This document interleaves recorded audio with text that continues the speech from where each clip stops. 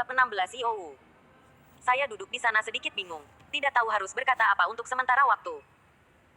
Pada saat ini, Suruo Shui berdiri dan mengambil gelas saya, dan ingin terus menuangkan segelas air untuk saya. Saya memandangnya, hanya untuk menemukan bahwa roknya robek sebelumnya. Wajahku memerah dalam sekejap, tetapi dia sepertinya memiliki mata, dan berkata sambil tersenyum, "Apakah kakak cantik? Kamu mengintip di sana?" Setelah dia selesai berbicara, dia berbalik dan mengetik kalimat ini kepadaku. Dia begitu dekat denganku sehingga aku bisa mencium bau napasnya. Aku menundukkan kepalaku dan tersipu dan tidak tahu harus berbuat apa. Dan dia semakin dekat denganku. Samar-samar seolah-olah dia akan menempel di tubuhku. Aku mundur ketakutan. Tetapi dia terus cekikikan dan mengetikku. "Melihatmu seperti ini, kamu tidak bisa menjadi perawan kecil. Sayang sekali kamu adalah suami sahabatku. Kalau tidak kakakku akan memakanmu." Saya merasakan api membumbung di tubuh saya. Dan saya sangat ingin memeluk Suruo Shui. Tapi dia tiba-tiba berdiri. Dan dia mengetik dan berkata, "Oke, aku tidak akan menggodamu lagi. Sudah larut. Anda bisa pergi. Tetapi Anda harus menghapus video itu sebelum pergi." Saya berdiri. Tetapi saya tidak segera pergi. Saya menghapus videonya terlebih dahulu. Lalu mengetik untuk bertanya kepadanya, "Apa yang harus saya lakukan sekarang? Bos Huang akan memukuli saya sampai mati." Dia terkikik dan berkata, "Kalau begitu kakakku tidak tahu. Kamulah yang menyelamatkan kecantikan itu. Pahlawan ini bukan orang bodoh. Dia mungkin beruang." Saya ingin mengatakan sesuatu yang lebih, tetapi pada akhirnya saya menahan diri. Lagi pula, Suruo Shui adalah wanita Bao Wen. Dia tidak akan membantuku. Memanggilku ke sini untuk minum air sudah merupakan hadiah terbesar. Kemudian saya meninggalkan rumahnya, dan setelah banyak berpikir, saya memutuskan bahwa saya harus kembali ke True Color Bar. Saya harus mengambil inisiatif untuk menemukan Huang San dan mengaku bersalah. Jika dia menemukan saya, itu akan menjadi waktu untuk kematianku. Setelah kembali ke bar, saya langsung pergi ke kantor Huang San. Setelah melihat saya, Huang San bertepuk tangan dan mengetik untuk mengatakan bahwa saya cukup berani untuk kembali. Saya mengulurkan tangan dan menamparkan diri saya sendiri, dan meminta maaf kepada Huang San. Saya berkata bahwa saya tidak bermaksud melepaskan Suruo Shui. Saya terlalu takut pada Bao Wen, dan saya takut Lu akan dibalas. Saya juga mengatakan bahwa melakukan ini juga demi Huang San, karena hanya jika saya mendapatkan bantuan Suruo Shui, saya dapat terus menyamar pihak Bao Wen dengan lancar. Huang San adalah harimau yang tersenyum. Dia tersenyum dan bertanya apakah saya mendapat bantuan Suruo Shui, dan apakah Suruo Shui akan memberitahu Bao Wen tentang hal itu. Apa yang dia katakan tentang saya juga masuk akal. Selama saya dapat menjamin bahwa Suruo Shui akan menyembunyikan masalah ini dan terus bernyanyi di bar, dia dapat berpura-pura tidak terjadi apa-apa, dan dia tidak akan menyelesaikan akun dengan saya, dan dia tidak akan melakukannya. Main soda lagi. Ide buruk Ruo Shui. Jelas, Huang San masih takut pada Bao Wen di dalam hatinya, dan dia juga takut keadaan akan menjadi lebih buruk dan Bao Wen akan membuat masalah baginya. Dan dia jelas berpikir bahwa saya telah mendapatkan kepercayaan Suruo Shui, yang membuat saya menghela nafas lega. Saya buru-buru mengetik dan berkata bahwa saya pasti akan berbicara dengan Suruo Shui lagi dan membiarkannya berjabat tangan dengan Huang San untuk berdamai. Faktanya, kata-kata saya tidak berpengaruh pada Suruo Shui, tetapi ini adalah satu-satunya jerami yang menyelamatkan hidup saya untuk menyelamatkan diri, dan saya harus memahaminya. Huang San tersenyum dan menepuk perutnya, mengatakan ya. Saya diam-diam bersukacita untuk sementara waktu, berpikir bahwa saya beruntung dan lolos dari malapetaka. Tanpa diduga, ekspresi Huang San tiba-tiba menjadi gelap, dan dia mengetik dan berkata, "Chen Ming, saya tidak perlu meminta pertanggungjawaban Anda. Tapi Anda membuat lubang di kepala Zhang Hao, itu bukan masalah kecil. Anda mungkin tidak tahu siapa Zhang Hao. Meskipun dia bekerja di bawah saya, dia juga seorang gangster. Dia memiliki banyak saudara laki-laki, dan dia tidak akan mengampuni Anda." Apa yang dikatakan Huang San benar. Zhang Hao adalah seorang gangster, tetapi Zhang Hao pasti bawahan Huang San. Kata-katanya pasti akan berhasil. Huang San berpura-pura untukku. Saya berpura-pura tidak tahu apa-apa, dan buru-buru mengetik ke Huang San, "Bos Huang, bantu saya." Saat ini, pintu kantor didorong terbuka, dan 4 anak laki-laki Huang San masuk. Salah satunya masih memegang pisau dapur, yang membuatku sedikit panik. Huang San mengetik dan berkata kepadaku, "Chen Ming, ayo ikuti aturan jalan. Jika Anda mengalahkan Zhang Hao seperti itu, dia pasti akan memukul Anda ketika dia pulih. Saya dapat berbicara dengan Anda untuk Anda, tetapi yang paling sedikit adalah mematahkan salah satu tangan Anda." Jantungku berdetak kencang, berpikir mereka tidak akan sekejam itu. Bukankah ini melanggar hukum? Pada saat ini, 2 orang datang dan menahan saya. Satu lagi menekan tangan saya ke tanah, dan satu lagi dengan pisau dapur memberi isyarat untuk memotong saya. Saya sangat ketakutan sehingga seluruh tubuh saya gemetar. Saya terus menggelengkan kepala ke arah Huang San, mengerang, dan ingin memintanya untuk melepaskan saya. Baru saat itulah Huang San melambaikan tangannya, memberi isyarat kepada pria itu untuk tidak memotong. Dia mendatangi saya dengan ponselnya, menepuk bahu saya, dan mengetik, "Sebenarnya, saya sangat mengagumi Anda. Anda adalah pemuda yang cerdas. Tapi Zhang Hao benar-benar duri. Saya tidak ingin main-main dengannya, tetapi saya benar-benar dapat berbicara dengan Anda. Tapi, hukuman mati tidak bisa dihindari. Anda masih harus membayar harga." Saya sibuk mengetik dan berkata, "Bos Huang, apa yang Anda katakan? Saya akan melakukan apapun yang Anda minta saya lakukan. Saya pasti akan membayar biaya pengobatannya." Huang San tersenyum, melemparkan saya selembar kertas dan pena, dan meminta saya untuk menulis IOU. Dia mengatakan bahwa Zhang Hao adalah pria yang mencintai uang. Orang-orang, dengan IOU ini, segalanya akan lebih mudah. Saya pikir saya telah memenggal kepala orang, biaya rawat inap, biaya pengobatan.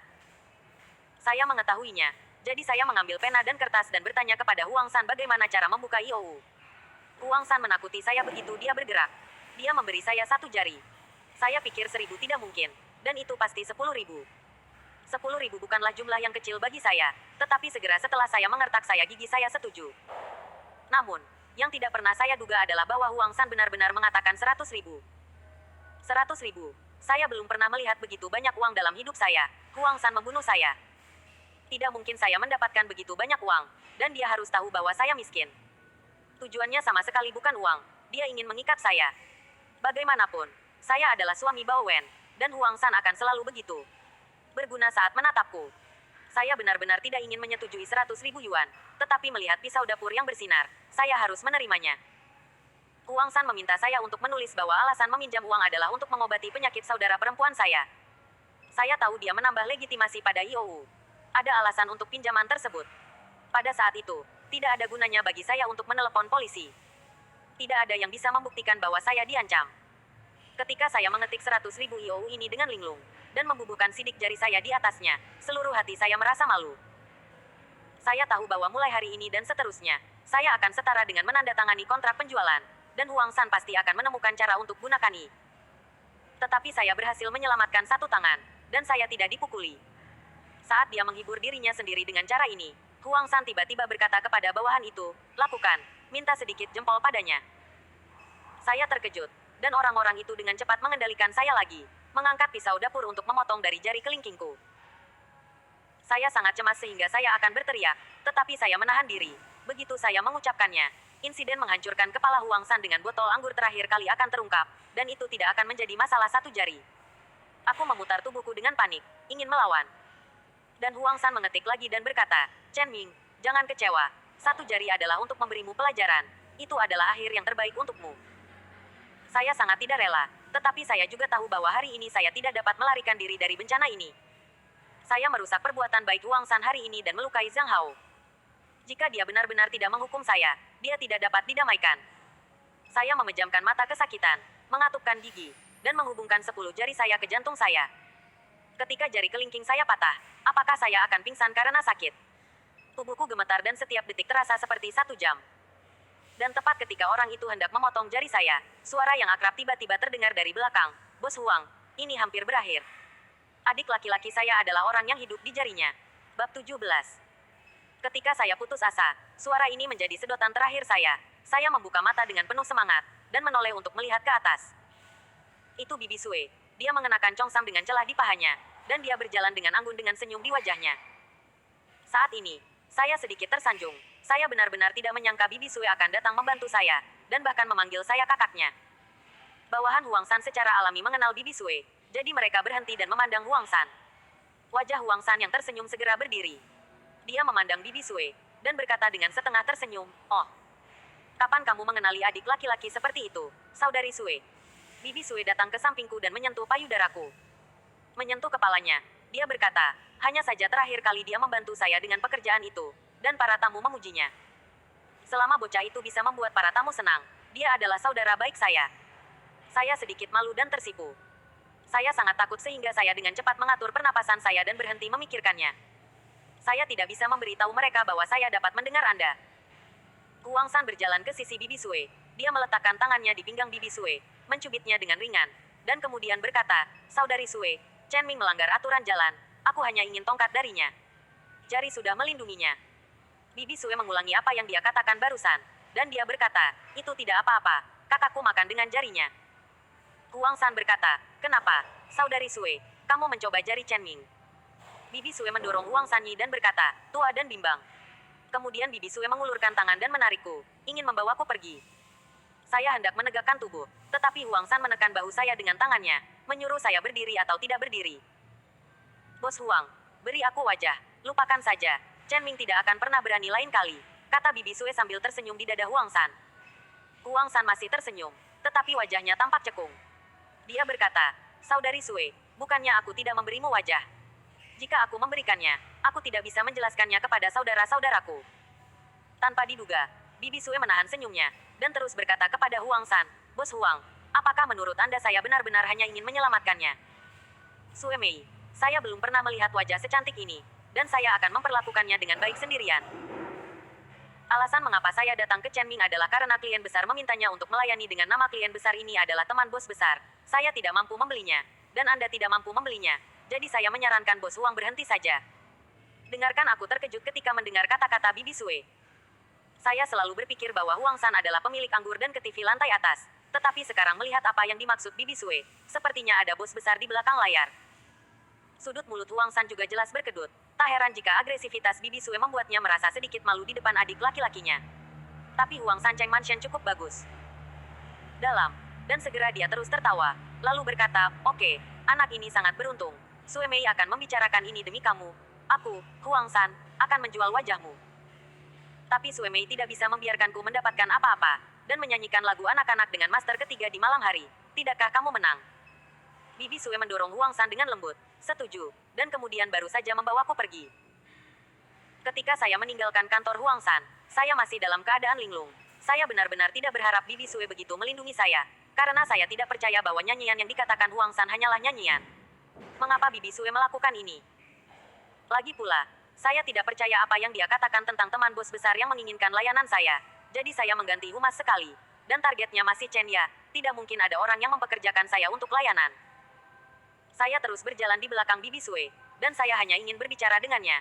Dan saya benar-benar ingin berterima kasih padanya secara pribadi.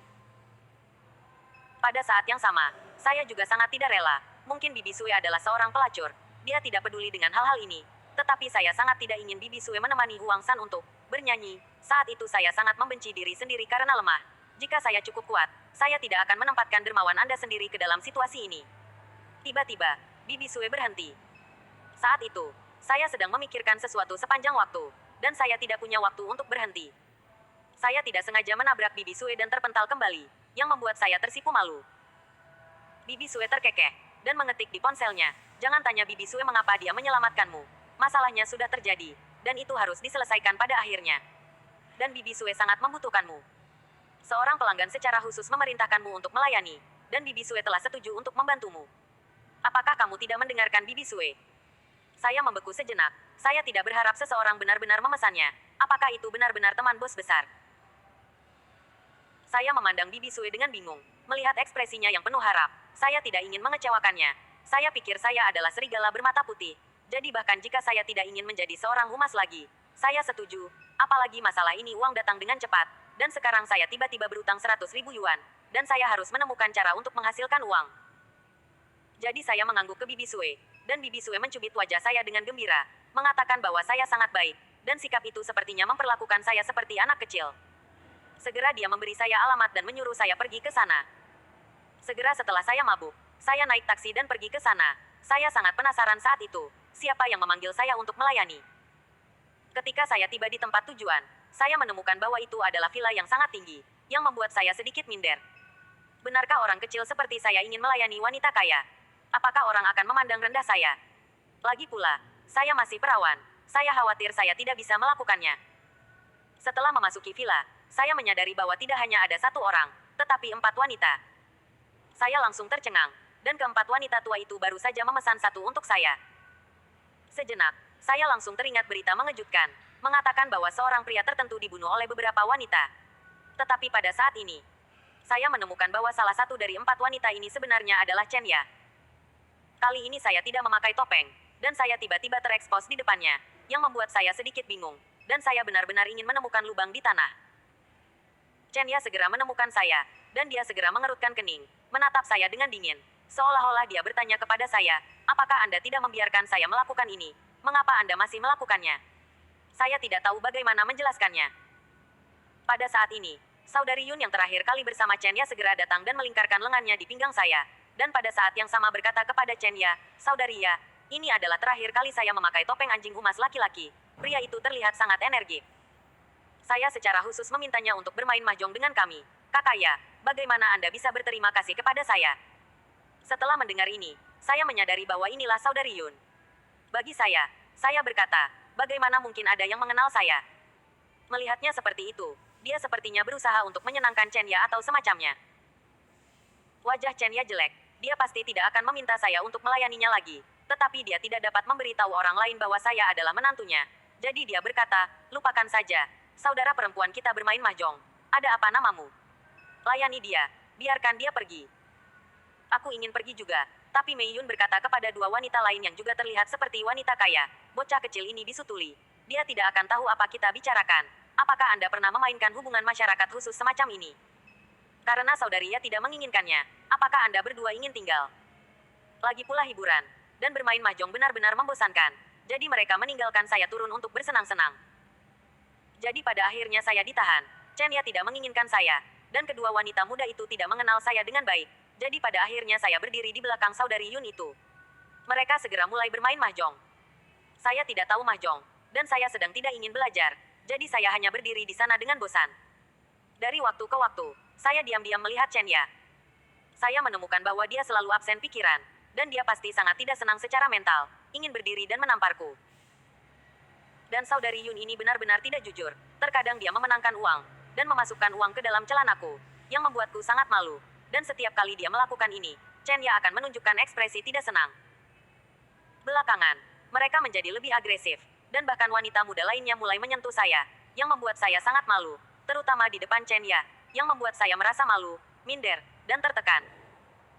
Saat itu, saya ingin mencari alasan untuk pergi, tetapi jika saya melakukannya, itu pasti akan membuat Bibi Sue menjadi orang jahat. Setelah mereka memainkan 2 putaran mahjong, Mei Yun tiba-tiba meminta istirahat, lalu memanggilku untuk bermain di kamar. Aku tahu sudah waktunya untuk datang, dan jantungku berdegup kencang. Tapi Chen Ya tiba-tiba berdiri, dan dia berkata, Saudari Yun, bukankah kamu mengatakan bahwa humas ini memanggilku? Kamu ingin merampokku? Setelah selesai berbicara, Chen Ya meraihku, dan memelukku memegang pinggangku. Saya berjalan ke kamar. Seluruh tubuh saya kaku. Bab 18 Pria Sejati. Dipegang oleh Chen Ya, meskipun saya tahu dia hanya tidak ingin melihat saya dibawa pergi oleh wanita lain. Tetapi saya masih merasa sedikit aneh dalam hatiku. Perasaannya sangat canggung tapi sangat mengasyikkan. Saya tegang dan mengikuti Chen Ya ke sebuah kamar di villa. Setelah memasuki ruangan, Chen Ya mengunci pintu. Saya sendirian di kamar bersama Chen Ya lagi. Dan saya masih sama seperti terakhir kali, panik tetapi menantikannya. Aku menundukkan kepalaku, tidak berani menatapnya, dan hanya berdiri di sana tanpa bergerak. Chen Ya dengan cepat melepaskan tanganku, dan tiba-tiba dia mengangkat tangannya dan menamparkan wajahku dengan keras.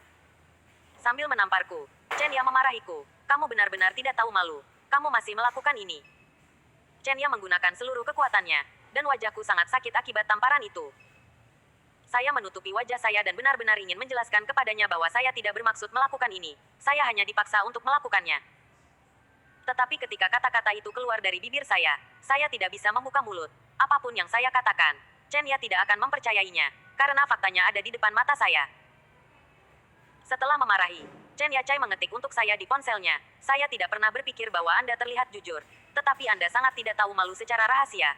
Anda tidak akan berubah setelah peringatan berulang kali. Sampah, bukankah menurut Anda itu kotor? Saya berkata pada diri sendiri, jangan katakan bahwa saya bukan PR sejati. Meskipun demikian, saya melayani wanita kaya seperti Anda, menyebut saya kotor. Bukankah itu berarti Anda juga kotor? Tetapi saya tidak berani mengatakan itu. Saya hanya menggelengkan kepala dengan kuat, membuat ekspresi tak berdaya. Dia memelototiku lagi dengan marah, lalu mengetik dan berkata, biarkan Xiao Wen menyelesaikan masalahmu nanti. Aku tidak ingin membuang waktuku dengan orang-orang sepertimu. Setelah Anda keluar, Anda dapat menemukan alasan dan pergi. Jangan layani mereka lagi, itu menjijikkan. Saya tidak punya pilihan selain mengangguk dengan serius. Saat itu, saya merasa seperti anjing yang ditegur oleh tuannya, rendah hati dan tercela. Dia bahkan mengatakan bahwa saya tidak sebaik anjing-anjing menggigit orang ketika mereka sedang terburu-buru. Tetapi saya hanya bisa menderita dalam diam. Segera ruangan itu menjadi sunyi senyap. Sekitar 10 menit kemudian, Chen yang membuka pintu dan keluar. Aku buru-buru mengikuti sambil memikirkan bagaimana cara pergi. Tapi begitu kami keluar dari ruangan, Yun Mei dan yang lainnya datang. Mereka menatap kami dengan mata yang sangat aneh, dengan senyum aneh di bibir mereka. Untuk beberapa alasan, melihat ekspresi Yun Mei, jantungku berdetak kencang. Aku selalu merasa mereka akan membuat masalah, dan ada sesuatu yang rumit tentang itu. Ini hanya intuisi. Benar saja, Yun Mei dengan cepat bertanya kepada Chen Ya, "Kakak Ya, bagaimana kabarmu? Apakah adik laki-laki ini baik-baik saja?" Chen Ya menunjukkan sedikit rasa malu di wajahnya, tetapi dia dengan cepat mengendalikan emosinya, tersenyum dan berkata kepada beberapa orang. "Wanita muda, oke, bisakah saya keluar secepat ini? Dia hanya seorang pria muda yang tidak mengerti apa-apa. Ini tidak menarik. Tolong jangan hubungi dia di masa depan. Ini sangat buruk." Setelah selesai berbicara, Chen yang memelototiku lagi. Aku mengerti maksudnya. Dia ingin aku pergi. Jadi saya segera menunjukkan senyum maaf dan bersiap untuk pergi. Tapi saya hanya mengambil 2 langkah. Mei Yun tiba-tiba berkata, "Jangan pergi." Aku membeku sesaat dan hampir berhenti. "Jika tidak, lanjutkan berjalan." Yun Mei segera berlari ke arahku dan meraih lenganku. Saya memandangnya dengan bingung. Dan Chen Ya juga berkata dari samping, "Mei Yun, apa maksudmu?" Saya melepaskannya. Saya sangat kecewa dengan pelayanannya. Saya tidak ingin melihatnya lagi. Segera Mei Yun mengangkat alisnya dan berkata kepada Chen Ya, "Benarkah? Kakak yakin dia melepaskannya karena dia tidak puas dengan pelayanannya. Bukannya kita takut kita akan memanfaatkannya?" Chen Ya sedikit tidak senang, dan bertanya balik, "Mei Yun, apa maksudmu? Aku akan membuat saudara perempuanku tidak bahagia karena anak laki-laki murahan." Mei Yun terkikik dan berkata, "Aku pikir kamu akan melakukannya." Kata-katanya mengejutkanku lagi, dan saya merasa sangat sedih ada yang tidak beres. Saudari Yun ini sepertinya benar-benar berusaha membuat masalah. Chen Ya juga sangat marah, dan dia berkata dengan tidak senang, "Saudari Yun, apa yang ingin kamu katakan? Jika kamu benar-benar ingin bermain dengan bocah kecil ini, kamu bisa bermain dengannya. Saudari Ya akan memakanku. Karena kakak Ya ingin dia pergi, biarkan dia pergi. Bagaimanapun juga, kamu masih bisa bersenang-senang setelah pulang." Chen Ya menatap Yun Mei dengan marah dan berkata, "Omong kosong apa yang kamu bicarakan?" Yun Mei menyipitkan matanya sedikit. Dia tampak seperti wanita besar yang nakal. Dia terus berkata kepada Chen Ya sambil tersenyum, "Saudari Ya, jangan sembunyikan dari semua orang.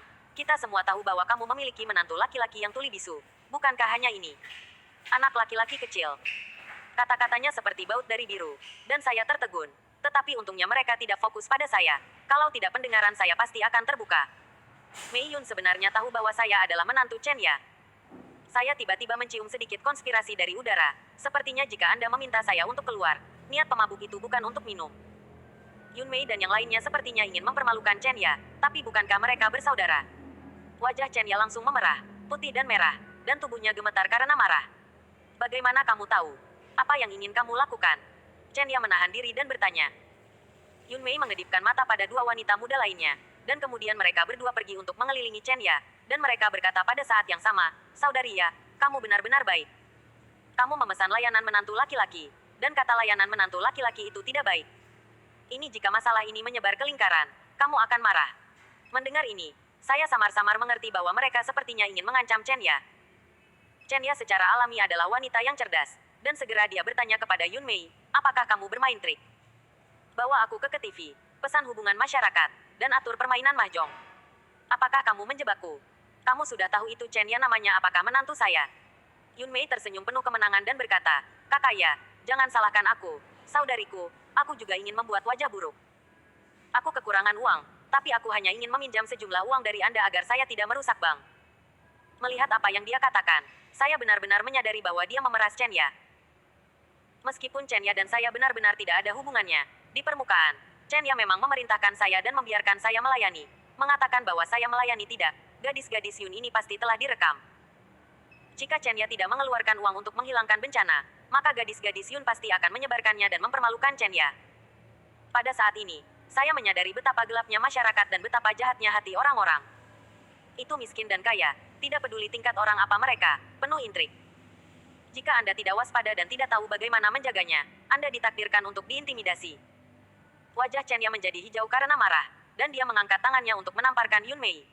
Tetapi, sebaliknya kedua wanita muda dan Mei Yun jelas berada dalam kelompok yang sama.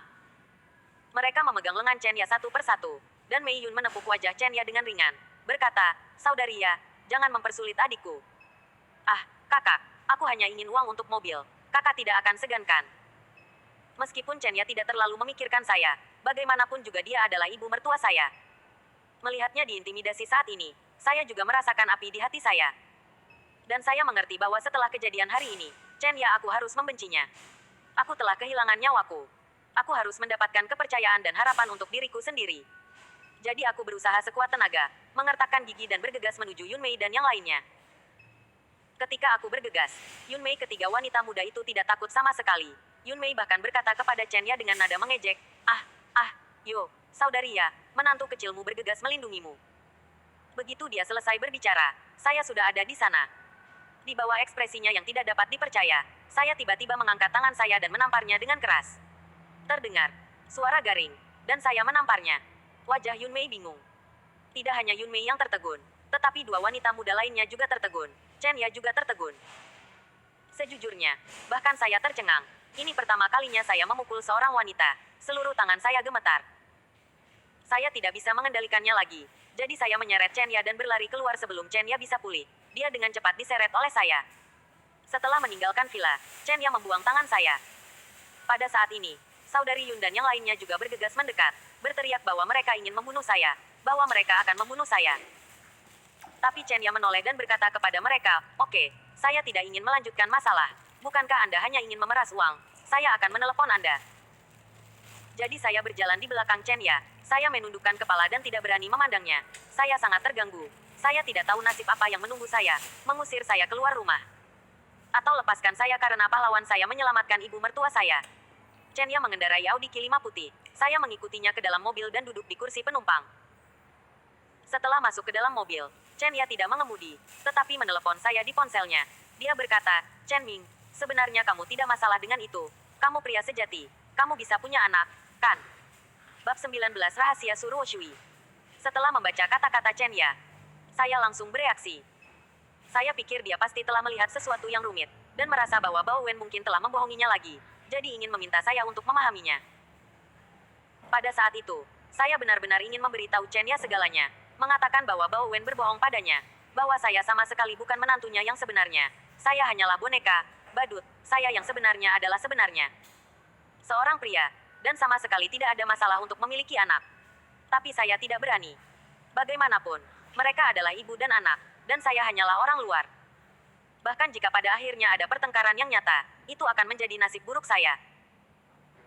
Jadi saya menggelengkan kepala bertentangan dengan keinginan saya, tetapi Chen Ya memiliki wawasan yang kuat. Dia sepertinya telah memperhatikan apa yang saya pikirkan. Dan segera dia mengetik kalimat lain, "Chen Ming, jangan takut, ceritakan semuanya. Saya tidak akan memperlakukanmu dengan buruk." Kata-kata Chen Ya membuatku ragu. Aku bertanya-tanya apakah aku laki-laki hari ini dan membuatnya menatapku dengan kagum. Akankah dia benar-benar mendengarkanku? Melihat saya ragu-ragu, Chen Ya mengetik lagi, "Jangan khawatir. Anda memberitahu saya situasi sebenarnya antara Anda dan Xiao Wen. Saya akan mendukung Anda, dan saya tidak akan membiarkan dia menggertak Anda." Melihat ini, hidungku sakit. Saya berpikir, bagaimanapun, ini adalah akhir dari masalah ini.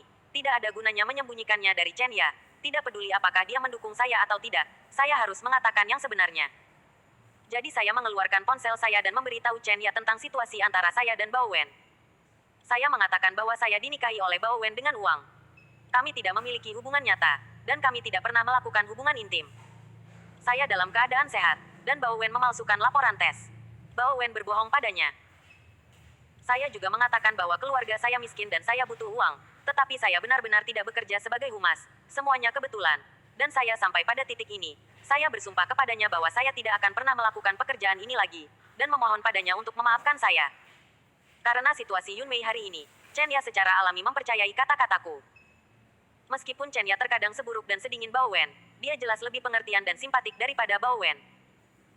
Chen Ya menghela nafas, dan mengetik untuk mengatakan percayalah padaku. Dia berkata dia akan berbicara dengan Bao Wen, dan biarkan aku merasa nyaman menjadi menantu dari rumah ke rumah. Chen Ya juga mengatakan bahwa jika saya benar-benar membutuhkan uang, saya bisa memberitahunya. Saya benar-benar ingin berbicara, tetapi saya menahan diri. Saya tidak akan meminjam uang darinya kecuali benar-benar diperlukan. Itu melukai harga diri saya. Kemudian Chen Ya menyalakan mobil. dan mobil itu menjadi sunyi senyap, dan suasananya sangat canggung.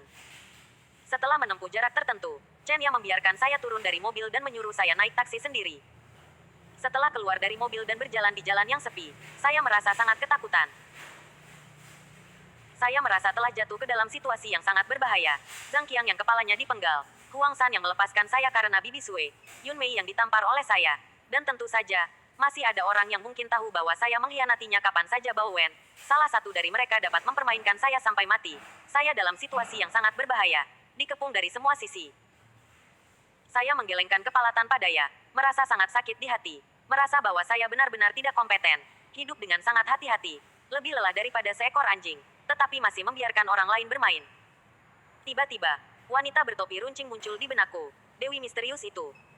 Betapa aku berharap dia bisa muncul di hadapanku lagi dan membantuku menunjukkan jalan keluar.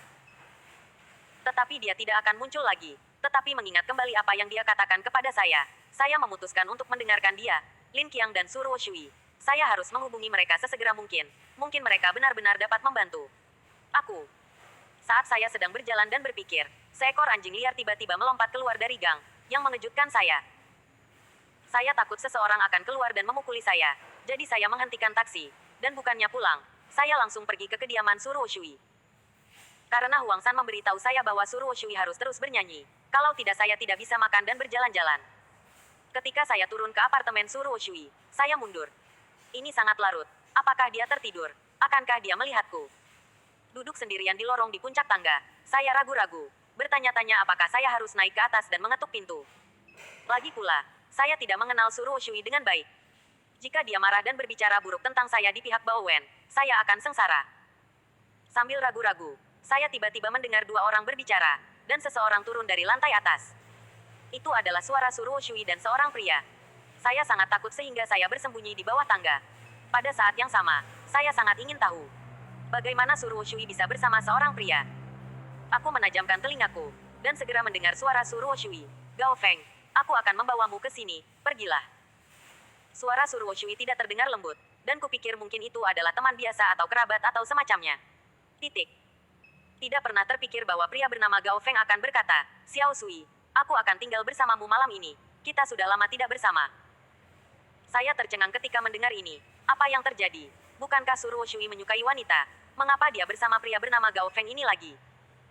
Pada saat ini, mereka turun, sangat dekat dengan saya, jadi saya melihat mereka diam-diam dalam kegelapan. Itu memang Su Ruoshui. Saat ini dia mengenakan gaun krem. Dan Gao Feng itu adalah seorang anak laki-laki yang terlihat tinggi dan lurus. Sekilas, dia terlihat seperti pria jangkung, kaya, dan tampan yang sangat populer di kalangan perempuan. Saat ini, dia menatap Su Ruoshui dengan penuh kasih sayang. Su Ruoshui melirik Gao Feng, dan dengan cepat berkata, tidak, pergilah. Mulai sekarang kita hanya akan memiliki hubungan kerjasama, bukan pasangan lagi.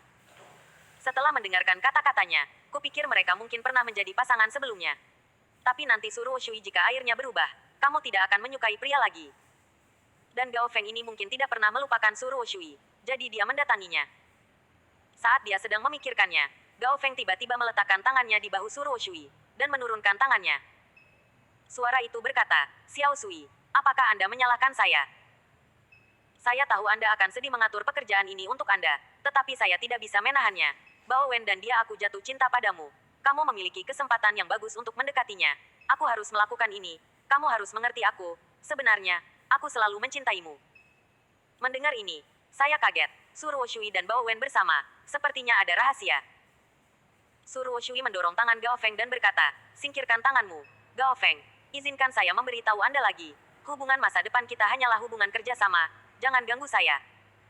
Saya akan terus membantu Anda pantau Bao Wen. Saya akan memberitahu Anda segera setelah dia memiliki situasi apapun. Adapun hal-hal lain, kami tidak perlu menghubungi lagi. Itu saja. Melihat apa yang dikatakan Su Ruoshui, jantungku berdetak kencang. Aku tidak pernah menduganya. Su Ruoshui tidak terlalu menyukai Bao Wen. Dia hanya sebuah eyeliner yang ditempatkan di sisi Gao Wen. Hal ini membuat saya penasaran. Siapakah identitas Bao Wen? Mengapa Anda masih perlu membubuhkan eyeliner di sekelilingnya untuk memantaunya? Hanya ingin tahu. Gao Feng terus berkata dengan penuh kasih sayang kepada Su Ruoshui. Xiao Sui, beri aku kesempatan lagi.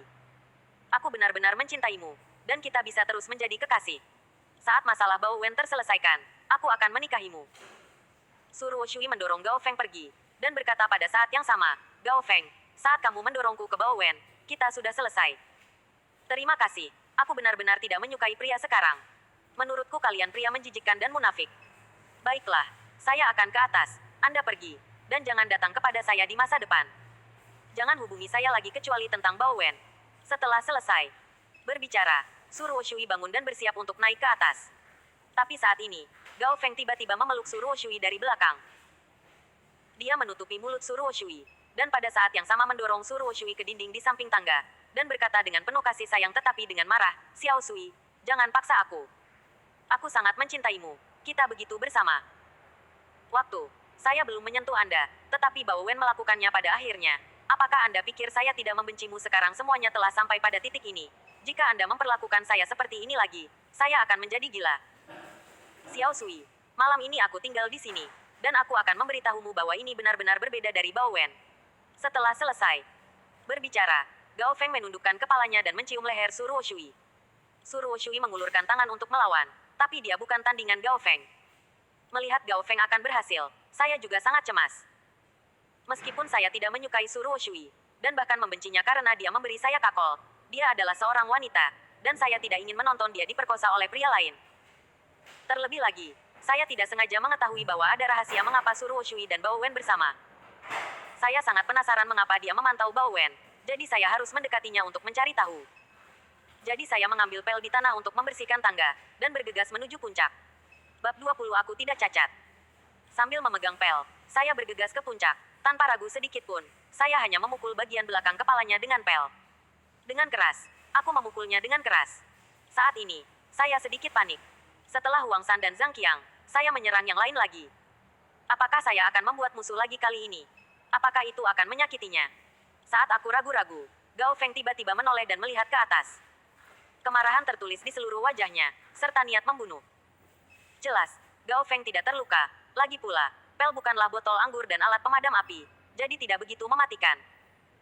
Melihat mata Gao Feng yang bernapas api, tubuhku bergetar, dan pel di tanganku hampir jatuh ke tanah karena ketakutan. Tidak mungkin, saya benar-benar tidak tahu cara bertarung, dan serangan diam-diam tidak apa-apa, tetapi saya benar-benar tidak terlalu percaya diri dalam konfrontasi tatap muka ini. Bukannya tubuh saya jauh lebih buruk daripada dia, tetapi itu saya memiliki harga diri yang rendah. Identitas kami terlalu berbeda. Biarkan saya bertarung dengan generasi kedua yang kaya secara terbuka, saya khawatir. Kamu memukulku. Gao Feng menyentuh bagian belakang kepalanya dan bertanya padaku. Aku mengangkat pel, goyah dan tak bisa berkata-kata. Segera dia mulai meneriaki saya, rumput, di mana gelandangan itu? Bajingan itu masih ingin menjadi pahlawan untuk menyelamatkan kecantikan. Setelah bersumpah, Gao Feng menendang saya. Saya tanpa sadar mengangkat pel, mencoba mematahkan kakinya. Saya tidak menyangka Gao Feng menarik kakinya tiba-tiba. Dia melompat dengan satu kaki, lalu menginjak pel saya. Kemudian dia datang dan meninju dadaku. Serangkaian tindakan Gao Feng datang terlalu cepat, dan saya tertegun ketika saya sudah panik. Dia membuat saya lengah, dan saya hanya merasakan sakit yang tajam di dada saya, dan merasa bahwa tembakan Gao Feng benar-benar kejam. Ketika saya bereaksi dan mengulurkan tangan untuk melawan, Gao Feng mengaitkan pergelangan kaki saya dengan tendangan lain, jadi saya terhuyung dan jatuh ke tanah. Dia menunggangi saya tanpa ragu-ragu dan menjambak rambut saya dengan tangannya. Pada saat ini, saya benar-benar merasakan ketakutan itu. Jelas, pertarungan puncak ini jauh lebih kuat dari saya. Saya telah sepenuhnya dikendalikan olehnya. Saya merusak perbuatan baiknya. Entah apa yang akan dia lakukan terhadap saya.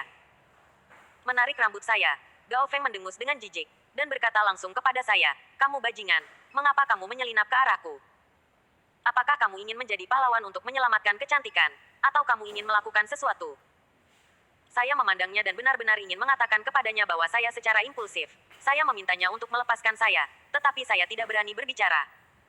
Suruo Shui ada di samping, dan saya akan diekspos begitu saya berbicara. Melihat saya tidak berbicara, dia meninju wajah saya dengan keras, menggigit giginya, dan langsung mengeluarkan darah, dan air liur saya penuh dengan rasa berdarah. Mulutmu masih keras. Jika kamu tidak berbicara, maka aku akan membunuhmu. Gao Feng sangat marah padaku sehingga dia mengulurkan tangan dan meletakkan tangannya di leherku. Aku merintih dan menggelengkan kepalaku pada saat yang sama, memberi isyarat padanya untuk tidak memukulku dengan mataku. Tapi Gao Feng sama sekali tidak mengerti apa yang saya maksud. Dia memelototi saya, tampak seperti ingin membunuh saya, dan terus memarahi saya dengan tangan mencekik leher saya. Dan Anda masih berpura-pura gila, bukan? Saya sangat cemas sehingga saya hampir berbicara. Saat ini, Suruo Shui datang. Dia meluruskan pakaiannya dan berkata, berhentilah memukul. Pria ini adalah suami Bao Wen. Dia benar-benar bisu tuli. Tidak dapat berbicara. Gao Feng tercengang. Dia melirikku, tapi dia tidak melepaskan tangannya. Dia hanya bergumam, jadi bajingan itu. Aku bilang kenapa dia begitu lemah, dan menjatuhkannya dengan satu pukulan. Mendengar hinaan Gao Feng, aku sangat ingin berdiri dan melawan, tapi aku hanya bisa menahannya. Tiba-tiba, Gao Feng mengerutkan kening, dan berkata, Xiao Sui, itu tidak benar. Bukankah suami Bao Wen yang lemah sangat pengecut? Pukul aku. Dia untuk menyelamatkanmu. Apakah kamu berselingkuh? Saya tidak memikirkannya, tetapi Suruo Shui menjawab, ya, dia adalah kekasih kecil saya. Saya akan menjaga Bao Wen dan kemudian menemukan suaminya. Betapa mengasyikkannya. Setelah mendengar kata-kata Suruo Shui, Gao Feng mengangkat tinjunya lagi tanpa mengucapkan sepatah kata pun, dan memukulku dengan keras. Kupikir Suruo Shui, kau benar-benar menyakitiku. Untungnya, Gao Feng tidak bodoh. Dia berkata langsung, Xiao Sui, jangan berbohong padaku. Bagaimana kamu bisa menyukai pengecut tingkat rendah? Jadi jangan gunakan dia untuk membuatku marah. Kamu marah padaku, itu menunjukkan bahwa kamu memiliki aku di hatimu.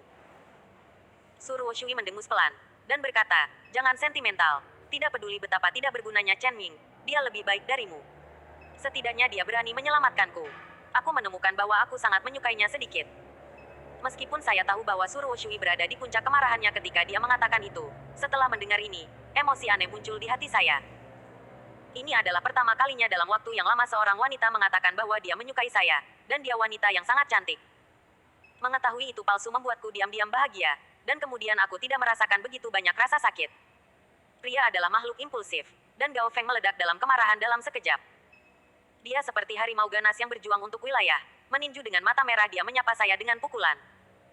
Aku merintih kesakitan, bertanya-tanya apakah Suruo Shui ingin jika Gao Feng sengaja memukuliku. Untungnya, Suruo Shui dengan cepat berkata, Gao Feng, jangan pukul dia. Jangan salahkan aku jika kamu memukulnya lagi. Jika kamu memukulnya lagi, aku akan berhenti mengawasi Bao Wen untukmu. Aku akan memberitahu Bao Wen semuanya. Melihat apa yang dikatakan Suruo Shui, Gao Feng berhenti, berdiri, lalu menendang dadaku dengan keras lagi. Setelah menendang saya, Gao Feng berkata kepada saya dengan kejam lagi, bajingan kecil, dengarkan saya. Jika Anda berani berselingkuh dengan Xiao Sui, saya dapat membunuh Anda dalam hitungan menit. Setelah selesai berbicara, Gao Feng sangat marah. Aku berbaring tak bergerak di tanah, merasa sangat sedih di dalam hatiku. Dipukuli begitu parah di depan seorang wanita, mungkin aku benar-benar seorang pengecut. Setelah berbaring selama beberapa menit, saya berdiri ketika rasa sakit saya berkurang. Saya hendak pergi, tetapi Suruo Shui datang tiba-tiba. Dia meraih lengan saya dan menarik saya pergi. Saya malu melihatnya, takut dia akan memandang rendah saya. Dia memberi saya senyum lebar, lalu memberi isyarat agar saya pergi bersamanya, dan berkata dia akan mengoleskan obat untuk saya. Karena alasan mengapa saya menyelamatkan Suruo Shui sebenarnya adalah untuk memenangkan hatinya, jadi tentu saja saya mengikutinya ke atas. Setelah tiba di rumah Suruo Shui, saya duduk di sofa dengan jujur. Dan dia berkata bahwa pakaiannya kotor, dia harus berganti pakaian, dan dia akan memberikan obat untuk saya nanti. Ketika Suruo Shui keluar dari kamar setelah berganti pakaian, seluruh wajahku memerah. Dia berganti menjadi seragam perawat yang tidak biasa. Aku menundukkan kepalaku karena malu, bertanya-tanya apa yang sedang dilakukan Suruo Shui. Segera dia mendatangi saya dengan membawa kotak obat, dan dia dengan lembut mengoleskan obat itu ke wajah saya. Meskipun obat itu melukai wajah saya tidak peduli lagi dengan rasa sakitnya, malu dan impulsif. Tiba-tiba, Suruo Shui mengaitkan daguku dengan jari-jarinya yang ramping. Dia menatapku dengan setengah tersenyum, matanya main-main, dan aku menundukkan kepalaku dengan malu-malu. Dia terkekeh bercanda, dan berkata, perawan kecil adalah perawan kecil, sangat imut. Setelah dia selesai berbicara, dia mengetik di ponselnya untuk menunjukkan kepadaku lagi, dan dia berkata, perawan kecil, kamu benar-benar tidak berperasaan. Ketika dia mengetahuinya, saya semakin malu, dan saya benar-benar ingin menemukan lubang di tanah untuk masuk. Dan Suruo Shui tertawa lagi, dan melanjutkan mengetik, oke, adikku tidak akan menggodamu lagi. Saya tidak berharap Anda benar-benar berani. Anda menyelamatkan saya 2 kali dalam satu gerakan. Adik saya bukan serigala bermata putih. Saya akan mencoba yang terbaik untuk membantu Anda di masa depan dan mencegah Anda diintimidasi oleh Wen Wen. Hati saya sangat gembira, dan berkata pada diri sendiri bahwa saya akhirnya berada di jalan yang benar. Dan Suruo Shui secara bertahap memiliki kesan yang baik terhadap saya. Jadi pukulan yang saya derita hari ini tidak sia-sia. Saat aku memikirkannya, Suruo Shui tiba-tiba mengulurkan tangan dan membuka kancing bajuku, dan aku mundur ketakutan. Tapi saya tahu dia akan memberi saya obat. Jadi saya hanya duduk di sana dan tidak bergerak. Aku tahu dia memperlakukanku seperti ini. Bukan karena dia menyukaiku. Dia wanita seperti itu. Dia tahu bagaimana cara merebut hati orang lain. Akhirnya saya memejamkan mata. Tidak melihat. Tidak berpikir. Mencoba menenangkan diri. Dan Suruo Shui tiba-tiba berbaring di atas tubuhku dan berkata, "Perawan kecil, sangat imut. Apakah kamu takut kakakku akan memakanmu?" Dia mengandalkanku karena tidak bisa mendengarnya. Dan dia terus berkata, "Sebenarnya adikku belum bertemu seorang pria. Dan Anda adalah suami Wen Wen. Bukankah akan sangat nyaman jika saya bersama Anda?" Saya pura-pura tidak mendengar. Tetapi hati saya sudah melonjak. Dan tubuh saya tidak dapat menahannya. Menggigil. Suruo Shui terus terkikik. Dan berkata kepadaku sambil menertawakannya, "Perawan kecil, kenapa kamu gemetaran? Apakah kamu benar-benar takut kakakku akan memakanmu? Jangan khawatir. Adikku adalah orang yang bersih.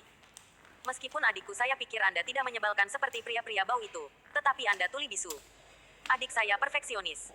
Untuk pertama kalinya, saya harus memberikannya kepada pria yang sempurna, bukan orang cacat. Jika Anda normal orang, saudara perempuan saya bisa melakukannya, pikirkanlah." Karena dia tahu saya tidak bisa mendengarnya, Suruo Shui menggunakan kata-kata yang melukai harga diri orang, mengatakan bahwa saya cacat. Tetapi ketika saya tahu waktunya sudah habis, saya membuka mata saya tiba-tiba dan menahannya dengan backhand saya. Pada saat yang sama, saya berkata kepada Suruo Shui dengan suara yang dalam, "Benarkah?" Sayangnya, saya tidak cacat.